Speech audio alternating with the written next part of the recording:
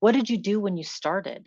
We started looking at like the tools that we were using. Like a great example is like we had built a 1,200 page handbook over years, but it was never really built intentionally with proper tooling and proper guidelines and things like that. It had sort of just been like hacked together and not using an ideal tool, not really putting the right guidelines in place. And so we looked outside. We said, what are other companies doing? Documentation's a key part of having a thriving remote first culture, but we really probably weren't doing it as well as we thought we or as well as we could. So we did a full revamp of our handbook, for example, and then we looked at how we connect and how we collaborate with each other offline.